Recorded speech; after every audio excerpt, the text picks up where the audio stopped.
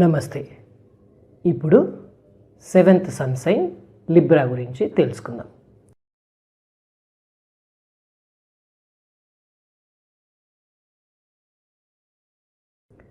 ఈ Libra sun sign basic personality characteristics ఏంటంటే, ఫిజికల్గా చూడడానికి వీళ్ళు అంత స్ట్రాంగ్గా, అంత రోబస్ట్గా, అంత మస్కులర్ స్ట్రెంగ్త్ ఉన్నట్టుగా కనిపించరు.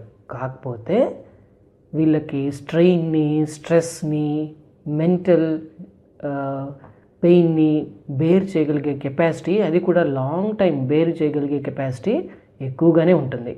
కాకపోతే పైకి మాత్రం అంత స్ట్రాంగ్గా, అంత స్ట్రెంగ్తన్ పర్సన్స్గా కనిపించారు అనమాట.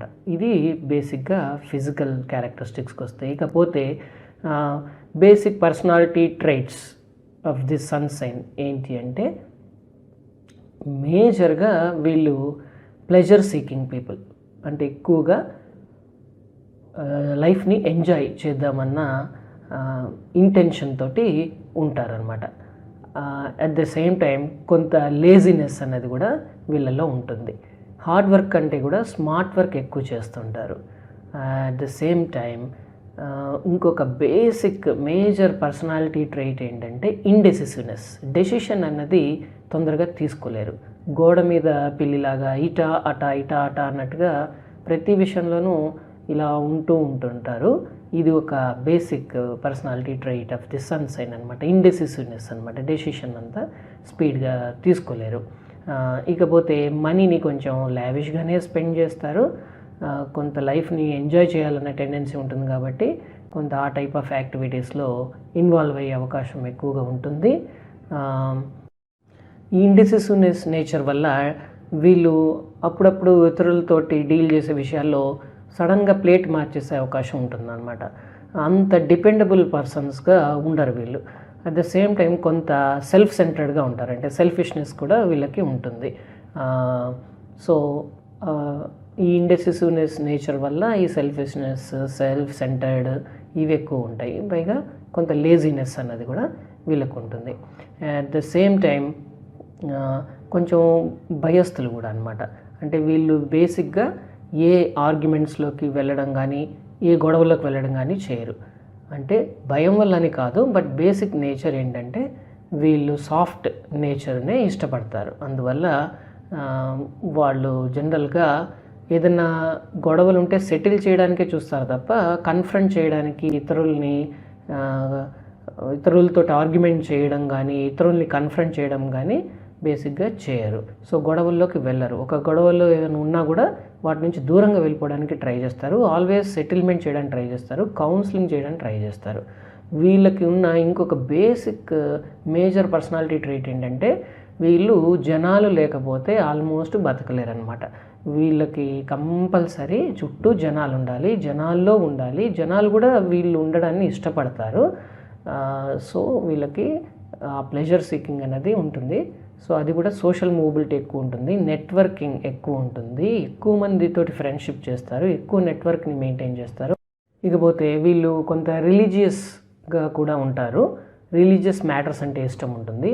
దేవుడు, దైవభక్తి అలాంటివే కాకుండా కొంత సెంటిమెంట్స్ కూడా బాగానే ఉంటాయి.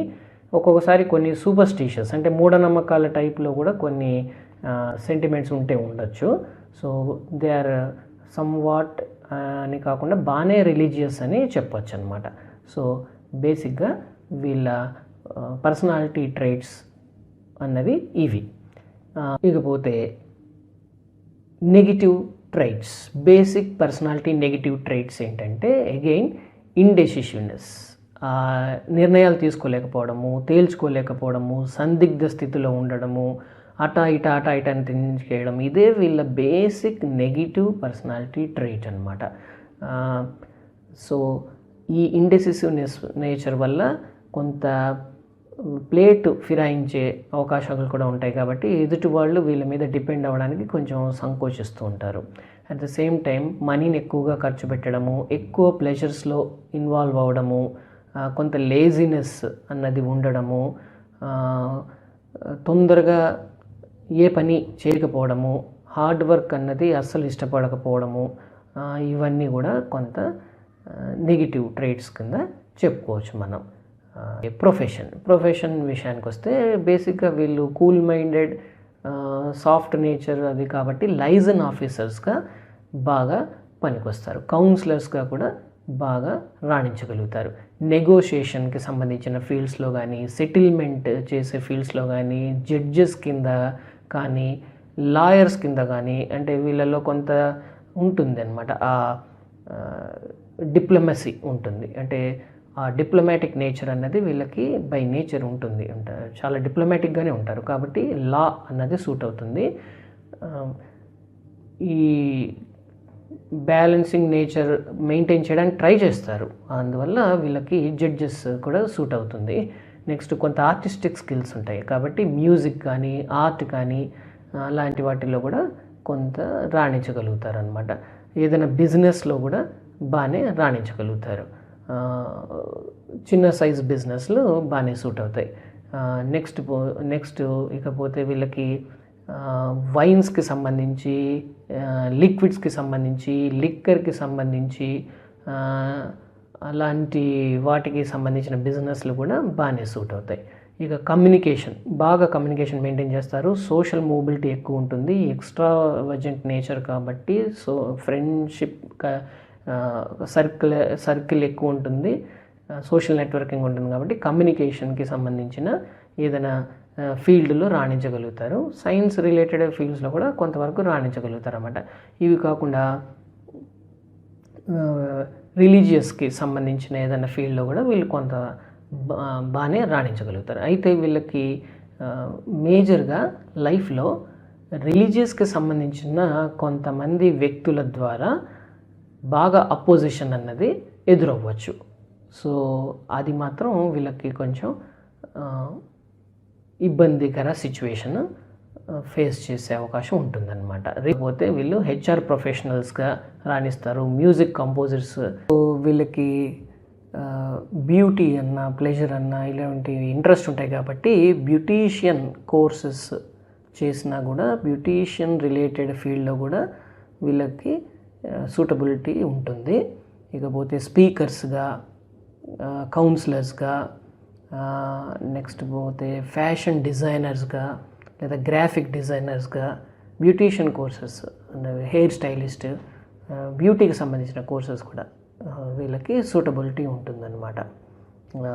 బేసిక్గా మంచి క్లాత్స్ ఇష్టపడుతుంటారు వీళ్ళు కాబట్టి రిలేటెడ్ డిజైనింగ్ అంటే టెక్స్టైల్ డిజైనింగ్ ఫీల్డ్ ఇలాంటివి కూడా వీళ్ళకి సూటబిలిటీ ఉంటుంది. ఇక ప్రొఫెషన్ తర్వాత ఫినాన్స్ విషయానికి వస్తే వీళ్ళు కొంత ప్లెజర్ సీకింగ్ పర్సన్స్ కాబట్టి కొంచెం లావిష్గా ఖర్చు పెట్టడం అన్నది ఉంటుంది. కాకపోతే ఏంటంటే వీళ్ళు బాగానే సంపాదిస్తారు. ఆ సంపాదించడం కూడా విండ్ఫాల్ మనీ ఏం ఎక్స్పెక్ట్ చేయరు. స్టెప్ బై స్టెప్ అలా పోగేసుకుంటూ వచ్చి మంచి అసెట్స్ని కూడబెట్టే ఛాన్సెస్ ఉంటాయి. జనరల్గా మిడిల్ ఏజ్లో వీళ్ళకి ఫినాన్షియల్ స్టెబిలిటీ అన్నది ఆల్మోస్ట్ వచ్చేస్తుంది అనమాట. అది కూడా స్టెప్ బై స్టెప్ కూడబెట్టుకుంటూ దాన్ని సంపాదించగలుగుతారు. వీళ్ళకి ఏదైనా వస్తువుని కొని ఈఎంఐస్ పే చేయడము, మంత్లీ ఇన్స్టాల్మెంట్స్లో పే చేయడము అన్నది కొంత ఎక్కువ ఇంట్రెస్టింగ్గా ఉంటుందన్నమాట. కాకపోతే ప్లెజర్ సీకింగ్ ఎక్కువ, కొంత లావిష్ నేచర్ ఆఫ్ స్పెండింగ్ ఉంటుంది కాబట్టి అక్కడ కొద్దిగా జాగ్రత్త పడితే సరిపోతుంది. సో ఫినాన్షియల్గా వీళ్ళు బాగానే ఉంటారు. వీళ్ళకి లైఫ్లో ఫినాన్షియల్ ప్రాబ్లమ్స్ అన్నవి చాలా తక్కువ అన్నమాట. సఫిషియంట్ మనీ, మరీ అంత కాకపోయినా కూడా ఇప్పుడు కూడా వీళ్ళకి ఫినాన్షియల్ విషయానికి వస్తే సఫిషియంట్ మనీ అన్నది ఉంటుంది, బాగానే మెయింటైన్ చేస్తారు. ఇకపోతే ఫినాన్స్ తర్వాత హ్యూమన్ రిలేషన్స్లో ఇందాక మనం అనుకున్నట్టుగా వీళ్ళు సోషల్ నెట్వర్కింగ్ బాగా మెయింటైన్ చేస్తారు, ఫ్రెండ్షిప్ని బాగా మెయింటైన్ చేస్తారు. కాకపోతే ఇండెసిసివ్ నేచర్ వల్ల, ప్లేట్ ఫిరాయించే తత్వం వల్ల, డిప్లొమసీ వల్ల, డిప్లొమాటిక్ మైండ్ వీళ్ళది, కొంత సెల్ఫిష్నెస్ ఉంటుంది, కొంత డిప్లొమాటిక్ మైండ్ కాబట్టి కొంత ఎక్కువగానే డిప్లొమాటిక్ మైండ్ అనమాట. అందువల్ల కొంచెం ప్రాబ్లమ్స్ని ఫేస్ చేస్తారు. అంటే కొంతమంది శత్రువుల్ని ఏర్పరచుకోవడం లాంటిది వీళ్ళకి బై నేచర్ వచ్చేసే అవకాశం ఎక్కువ అన్నమాట. ప్లస్ ఇంకొకటి ఏంటంటే వీళ్ళకి ఫ్యామిలీ మ్యాటర్స్లో కూడా మదర్ నుంచి ఎక్కువ సపోర్ట్ ఉంటుంది ఫాదర్ కంటే కూడా. ఫాదర్ నుంచి అంతగా ఎమోషనల్ సపోర్ట్ అన్నది ఉండకపోవచ్చు. మెయిల్ ఆర్ ఫీమేల్ పార్ట్నర్స్ ఎవరైనా కూడా ఆ మ్యాటర్స్లో లవ్ లైఫ్ మ్యారేజ్ లైఫ్ మ్యాటర్స్లో కొంత ఇబ్బందులు ఎదురయ్యే అవకాశం ఉంటుందన్నమాట. ఫస్ట్ వీళ్ళు ఎవరినైతే ఇష్టపడతారో లేదా ఫస్ట్ రిలేషన్ ఏదైతే వీళ్ళు అట్రాక్ట్ అవుతారో ఫస్ట్ రిలేషన్షిప్లో అడుగు పెడతారో ఆ ఫస్ట్ రిలేషన్షిప్ అన్నది జనరల్గా ఫెయిల్ అవ్వచ్చు. సో ఫస్ట్ అడుగుపెట్టే రిలేషన్షిప్ ఏదైతే ఉంటుందో అది ఎక్కువ శాతం ఫెయిల్యూర్ అయ్యే ఛాన్సెస్సే ఉంటుంది. వీళ్ళకి లేట్ మ్యారేజెస్సే బాగా సూట్ అవుతాయి. ఎర్లీ మ్యారేజెస్ అనేవి అంత సూట్ అవ్వవు అనమాట. ఏదో ఒక ప్రాబ్లం వచ్చే అవకాశాలే ఎక్కువ ఉంటాయి. సో వీళ్ళు పర్సన్ని అబ్జర్వ్ చేసి check and recheck, analyse and reanalyse చేసి ఇలాంటి లవ్ మ్యాటర్స్లో కానీ మ్యారేజ్ మ్యాటర్స్లో కానీ ఎంటర్ అవ్వడం అనేది మంచి విషయం. అదర్వైజ్ కొంత ప్రాబ్లమ్స్ వస్తాయి. అది కాకుండా ఇంతకుముందు చెప్పినట్టు ప్లేట్ ఫిరాయించే తత్వం, ఇండెసిసివ్నెస్ నేచర్, డెసిషన్ తీసుకోలేకపోవడము, ప్లేట్ ఫిరాయించే తత్వం ఉండడం వల్ల కొంత హ్యూమన్ రిలేషన్స్లో వీళ్ళకి ప్రాబ్లమ్స్ వస్తాయి. ఇక హ్యూమన్ రిలేషన్స్ తర్వాత హాబీస్. వీళ్ళకున్న నేచర్ని బట్టి వీళ్ళకి కొంత ప్లెజర్ సీకింగ్ నేచర్ కాబట్టి వీళ్ళకి అటువంటి పార్టీస్ చేసుకోవడం, ఫ్రెండ్స్ తోటి ఫంక్షన్స్కి అటెండ్ అవ్వడము, కొంత లగ్జరీస్ ఐటమ్స్ని సంపాదించుకోవడం వాటి మీద కొంత ఇంట్రెస్ట్ ఉంటుందన్నమాట. అవి కాకుండా ఇక ప్యాషన్ ఫర్ కార్స్ అన్నది కూడా వీళ్ళకి ఖచ్చితంగా ఇంట్రెస్ట్ ఉండే అవకాశం ఉంటుంది. నెక్స్ట్ మొక్కలన్నా చిన్న చిన్న ప్లాంట్స్ అన్నవి ఇంట్రెస్ట్ ఉంటుంది. ట్రెక్కింగ్ ఒకటి, కొంత అడ్వెంచరస్గా ఉంటుంది కాబట్టి ట్రెక్కింగ్ ఒకటి, నెక్స్ట్ వైల్డ్ లైఫ్ ఒకటి, నెక్స్ట్ మిస్టీరియస్ ప్లేసెస్ని విజిట్ చేయడం ఒకటి, పిల్గ్రిమేజెస్ని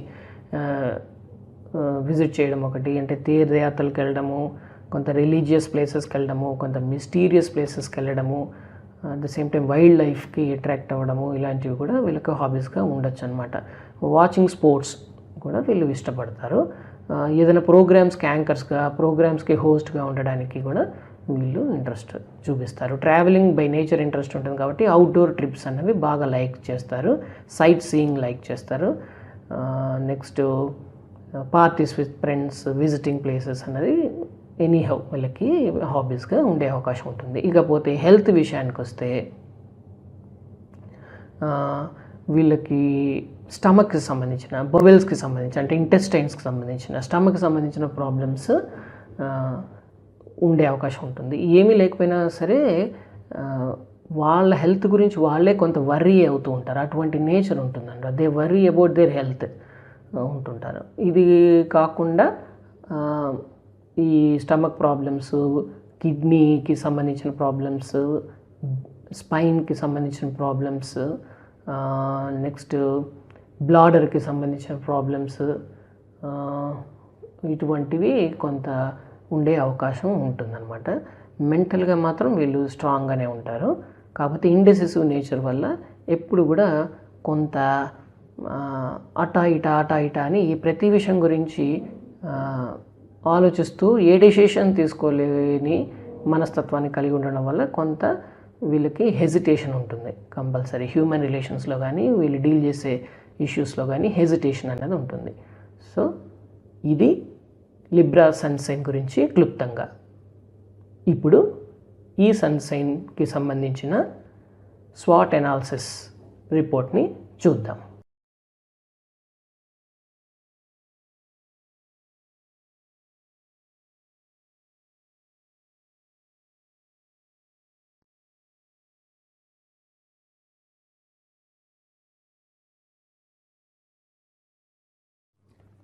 ఒక్క విషయం, లా ఆఫ్ కర్మ సూత్రం ప్రకారం మనం ఒకళ్ళకి హెల్ప్ చేస్తే తిరిగి ఈ యూనివర్స్ మనకు ఆ హెల్ప్ని ఏదో ఒక రూపంలో తిరిగి చేస్తుంది.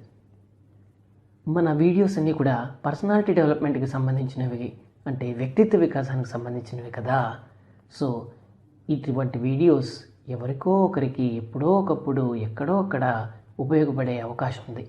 సో మీ ఫ్యామిలీ మెంబర్స్లో అయినా, రిలేటివ్స్లో అయినా, ఫ్రెండ్స్లో అయినా పరిచయస్తుల్లో అయినా ఎవరికైనా ఏదైనా ఒక వీడియో ఉపయోగపడచ్చేమో. కనుక ఈ వీడియోస్ని షేర్ చేయండి, వాళ్ళకి మీ హెల్ప్ అందించండి. మీరు అందించిన హెల్ప్ తిరిగి యూనివర్స్ మీకు ఏదో ఒక రూపంలో తిరిగి మీకు అందజేస్తుంది. అది ప్రకృతి నియమం, ఈ యూనివర్స్ లా ఆఫ్ కర్మ సిద్ధాంతం. సో షేర్ చేయండి చాలు. Thank you.